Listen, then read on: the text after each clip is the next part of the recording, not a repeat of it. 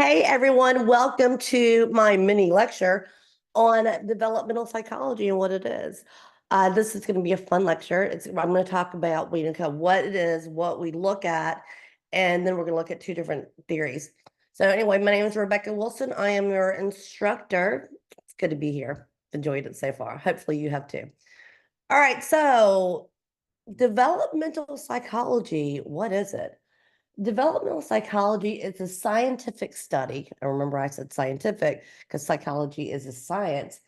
And it's a branch of psychology that focuses on how people grow and change over the course of a lifetime, from the womb to the tomb, from when they're born to when they die. They look at a lot of issues. They look at the cognitive development. They look at challenges with learning disabilities, emotional development, language acquisition, personality development, self-awareness and self-concept, like emotional intelligence. They also look at, moral reasoning, motor skills, fine and gross motor skills.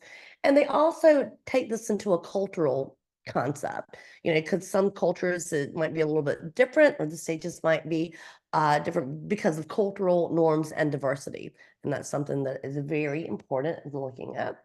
Another thing, we're heavily researched, and we look at, the social, intellectual development, prenatal stages, when a person's born, what changes happen. And we look at this all the way from infancy, childhood, adulthood, and adolescence. We go all the way from the womb to the tomb. Now we're going to talk about one today, Freud, who is the psychosexual stages of development. And he kind of stopped at puberty. He said puberty to adulthood, which, I beg to differ with that. That's okay. So we're going to talk about Freud, and he was the psychosexual stages of development. And another one with Erickson, and his was the psychosocial stages of development. And I will say that Erickson built upon Freud and just expanded it a little bit more. Because as you'll see with Freud, there's a lot of sexual content. Okay, so looking at the first stage, which is the oral stage, that's about intimacy to 18 months. And the mouth is the erogenous zone. Oral fixations. Children derive pleasure from oral activities, including sucking, tasting. They like to put things in their mouth too, as you might know. Then looking at stage 2, the anal stage, and that's toddlerhood, and toilet training as key event in this particular stage. Retention and expulsion of waste as a source of pleasure, anal fixation, retentive or explosive, anal retention and anal expulsive primary personality types. Children begin potty training at this stage. Then moving on to the phallic stage, that's about 3 to 6. Boys are more attached to their mothers, while girls are more attached to their fathers. The genitals are primary the erogenous zone. Then looking at stage 4, the latent period, and that is about 6 years old to puberty. And here, there is repressed sexual drives, and usually it's non-sexual source of pleasure. At this stage, children spend more time and interact mostly with same-sex peers. Then moving on to the last stage, the genital stage, and that is beyond puberty. Puberty to death, which is one of the criticisms with Freud. Pleasure from intimate relationships. Individuals are attracted to opposite sex people at this stage. And I would imagine that Erickson was looking at this stage going, okay, this is, it makes sense, but I think it's more. So this is what he did. He decided it was the psychosocial stages of development. He did stage 1, trust versus mistrust. And the virtue here was hope. Stage 2, autonomy versus shame and doubt. And the virtue here was will, develop a sense of independence in many tasks that they can do. Then he moved on to initiative versus guilt. And the virtue here is purpose. Take initiative on some activities may develop guilt when they are unsuccessful or they have boundary issues.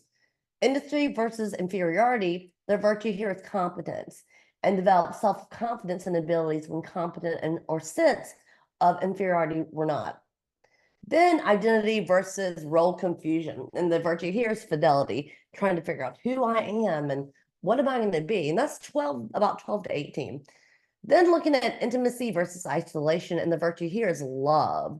And that's between 19 and 29 years old, when people are looking for, their partner. Then moving on to generativity versus stagnation, the virtue here is care. And they want to reach a society and be part of a family. This is all the psychosocial stages.